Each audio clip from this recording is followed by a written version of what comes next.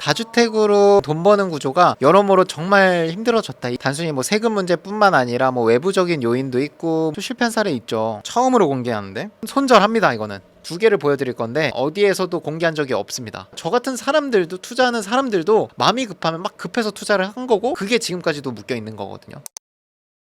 안녕하십니까. 안녕하세요. 자, 오늘 주제는 다주택이 돈 버는 시대는 지났다? 입니다. 경장인의 의견은? 많이 힘들어졌다. 다주택으로 돈 버는 구조가 여러모로 정말 힘들어졌다. 단순히 뭐 세금 문제뿐만 아니라 뭐 외부적인 요인도 있고 여러 가지 복합돼서 지금 무주택자가 갑자기 다주택자가 된다라는 거는 좀 쉽지 않은 길이긴 합니다. 될 필요는 없다. 왜냐하면 주택 한두 개로도 충분히 돈 버는 구조가 지금은 가능해서, 특히나 경매 시장에서는 그게 가능하기 때문에. 경장인님은 지금 다주택자잖아요. 다주택이 된 이유가 있나요? 일단 저 때는 2019년 당시에는 빡센 세금 규제, 그리고 주택 가격 자체도 지금보단 낮았고, 이런 부분에서 어느 정도 자본금이 크지 않은 사람도 다주택자가 될 수 있는 기회가 많이 있었습니다. 대표적으로 취득세 중과가 없었죠. 장벽이 좀 낮았었고, 서울 지역, 경기도 지역에 일자리가 이미 갖춰진 데 또는 일자리가 늘어나고 있는 동네에 목 좋은 데 투자를 해서 여기는 시세가 오를 수밖에 없다라는 곳에만 투자를 했었죠. 2019년과 지금 2024년을 비교를 하자면 취득세 중과라는 게 가장 첫 번째 문턱이고요. 그걸 넘어도 보유세라든지 뭐 종부세 이런 것부터 해서 다주택자들 대상으로 세금 중과되는 것들, 다주택자들은 뭐 대출도 안 해주고, 예전엔 다주택자여도 대출이 어느 정도 나왔었거든요. 그런 것도 DSR 때문에 다 막혀있고, 그리고 외부적인 요인, 인구 소멸이나 기업 이전, 경제 상황, 인구가 빠지는 동네에 투자를 하면 오랜 기간 돈이 묶이거나 매도가 좀 안 될 수도 있겠다, 아니면 손해를 보고 팔아야 될 수도 있겠다라는 조건이 형성이 됐습니다. 그래서 아무래도 여러 개를 투자하는 데 있어서 부담감이 훨씬 더 커졌죠. 변화의 빈도수가 날이 갈수록 점점 커지는 것 같아요. 과거에는 그래도 좀 방향성이나 일관성이 있었거든요. 근데 일관성이 지금 점점점 깨지고 있는 것 같아요. 계속 바뀌어요. 정책이 계속 바뀌기 때문에 지금 내가 그냥 샀다 빨리 파는 게 그냥 이득인 거죠. 왜? 이 정책을 보고 보유를 했는데 5년 뒤에 갔더니 정책이 바뀌어서 뭔가 더 내야 되는 것들이 생기는 거죠. 그랬을 때 피해가 좀 클 수 있다라는 그런 부담감이 있기 때문에 사람들이 이제 다주택자 되는 거에 대해서 기피가 심해졌죠. 예전에 다주택자들, 특히나 임대사업자들 대상으로 좋은 혜택들이 많았는데 그런 혜택들도 많이 없애버렸죠. 임대사업자 등록을 하는 게 약속하는 거거든요. 8년 동안 내가 갖고 있겠다고. 근데 그거에 대한 메리트도 없기 때문에 보유를 오랫동안 할 이유가 전혀 없어진 거죠. 무주택자들에게 다주택을 권장하세요? 물건에 따라 다른 것 같은데, 아파트 큰 거를 다주택을 갈 수는 없는 상황이고요. 빌라 1억 이하, 1, 2억 이런 정도는 다주택으로 가도 정책에 따라서 피해보는 그 금액 자체가 낮기 때문에 빌라를 보실 분들은 다주택으로 가셔도 되고, 큰 물건, 확실한 물건, 똘똘한 물건으로 가실 분은 다주택자로 갈 수가 없죠. 그런 것들은 취득세 중과가 무조건 들어가고, 똘똘한 물건에 취득세 8% 하면은 수천만 원, 억 단위까지 가거든요. 그걸 감당할 수 있는 사람은 없다고 생각을 합니다. 그럼 무주택자라면 어떻게 투자할 것 같으신지? 뭐 제가 할 것 같은 걸로 저는 교육을 해요. 돈이 많으신 분들은 똘똘한 한 채를 가져가도 되지만, 소액으로 이 자산을 좀 불려가겠다라고 하시는 분은 경매로 이제 소액 빌라 같은 걸 볼 것 같아요. 그래서 단타 매도해서 투자금 1억을 만들려고 노력을 하면서, 투자금이 어느 정도 생겨서 그 어느 정도가 전 6천만 원 정도라고 생각을 하는데, 6천만 원 구간부터는 둘로 쪼개서 하나는 단타 매도하고 하나는 2년 보유를 계산해서 월세를 받고, 이런 식으로 세팅을 할 것 같습니다. 2주택이 되고 나면 다음 주택을 취득할 때 취득세 8% 구간에 들어가기 때문에 그때부터 이제 선택을 해야 될 것 같습니다. 단타 매도를 또 하고 싶으면 그때부터는 1억 이하를 보셔야 취득세 중과가 안 되고요. 보유를 할 수 있다라고 하면은 오피스텔을 보셔야 취득세 중과가 없을 것 같습니다. 그래서 단타 매도와 이제 보유를 좀 나눠서 세팅을 할 것 같고, 3주택부터 취득세 중과가 들어간다는 걸 알면 스스로 좀 찾을 수 있게 됩니다. 1억 이하를 봐야지 취득세 중과가 없고, 아니면 오피스텔을 사서 4.6%, 어차피 보유할 거면 오피스텔도 지금 저평가돼 있기 때문에 보유 측면에서는 또 괜찮습니다. 월세 수요도 입지가 좋은 곳은 또 풍부하기도 하고, 그렇게 이제 반복 투자를 하다가 주택에서는 이제 다 해본 것 같아. 똘똘한 한 채도 갖고 있고, 기다려야 되는 시간이 있고, 투자금 자체도 좀 어느 정도 불려놨어. 그러면 그때부터는 확장을 하는 거죠. 투자를 주택으로 투자하는 게 아니라 취득세 중과가 없는 상가 투자, 또는 공간을 빌려서 임대를 주는 뭐 전대차, 다양한 투자 방법을 만들어서 차익보다는 월세 흐름을 만드는 쪽에 좀 더 포커스를 맞춰서 하는 방법도 있을 것 같습니다. 그리고 특수물건 중에는 또 상업용 상가뿐만 아니라 뭐 공장, 토지 이런 것들도 있기 때문에 취득세 중과가 없는 상업용 부동산을 관심을 갖고 할 것 같습니다. 주택으로 이제 최대한 한 뒤에 상업용으로 가거든요. 그러니까 우리 수강생 분들이 단타 매도를 하시고 다른 분야로 나아가면서 서로 스터디 하시는 게, 남들이 하는 걸 보면서 주택수가 꽉 찬 사람은 저런 방법으로도 수익화를 할 수 있구나라는 거를 간접적으로 또 배우는 거거든요. 그 배움의 장을 이제 우리 세미나 때 또 준비를 하고 있고, 단타 매도를 첫 첫 스타트로 설명을 드리지만, 왜냐면 사실 현금화가 가장 빠르고 주택수를 낮추는 수단이잖아요. 좀 갖춰지면 보유도 좀 해야 되고, 그럼 어떤 방법들이 있는지에 대해서도 우리 세미나 때 오시면은 다양한 투자 방법들을 간접적으로 배우실 수 있을 것 같습니다. 반면에 경매로 낙찰 받으신 것도 있지만 네. 지방에 갭 투자한 것도 있다고 네. 알고 있어요. 다주택자시니까. 네. 혹시 실패한 사례는 없으신가요? 또 실패한 사례 있죠. 처음으로 공개하는데 손절합니다. 이거는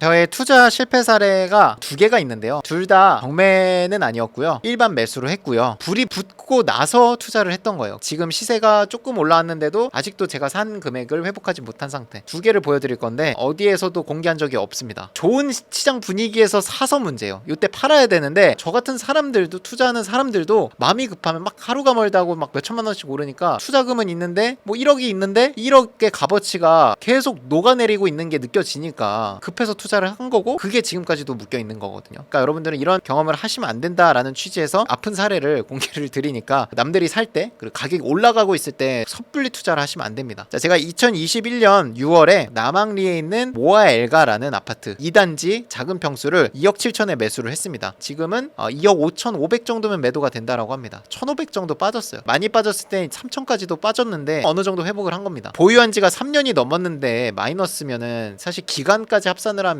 그리고 월세를 받았는데 대출이자가 더 컸거든요. 3년 동안에 낸 대출이자까지 계산을 하면 마이너스는 훨씬 더 크죠. 상승장에 약간 중간 무렵에 샀다라는 게 이제 실패의 원인 첫 번째. 두 번째 실패는 지방 같은 경우에는 인구 동향이라든지 공급량, 이걸 꼭 체크해야 되는데 제가 공급량 체크를 안 했습니다. 이 옆에 지금 분양 예정 오룡지구라고 해서 여기 공급량이 상당히 많습니다. 수도권은 공급량이 있어도 어느 정도 빠르게 시세를 회복을 하는데, 지방은 공급이 있으면 분양된 아파트에 몰린 수요가 주변에 있는 아파트의 수요를 빨아들이거든요. 그래서 시세가 주변 아파트가 좀 떨어집니다. 그거를 제가 간과하고 투자를 너무 섣불리 한 실패 케이스고요. 두 번째는 제가 요거는 이제 방송에서 많이 언급을 했죠. 경기도 수원시 영통구 원천동에 있는 광교 더샵이라는 오피스텔. 근데 여기는 제가 실거주도 했기 때문에 사실 실거주 값어치로 치면은 뭐 손실을 좀 봤더라도 그 당시에 마인드로는 이제 나 여기 실거주 계속 할 거야 라는 생각이었기 때문에 이사를 빨리 갈 수도 있다는 거를 놓친 부분 첫 번째. 두 번째는 사면 오르던 시기였으니까 요 당시에도 이제 마음이 급해서 섣불리 이제 매수를 했었습니다. 21년 6월 30일 날 9억 10층에 산 게 요게 접니다. 사고 나서 10억 5천까지 갔었어요. 10억 5천 44층 찍고 그 다음 실거래가 얼마인 줄 아세요? 6억 2천이에요.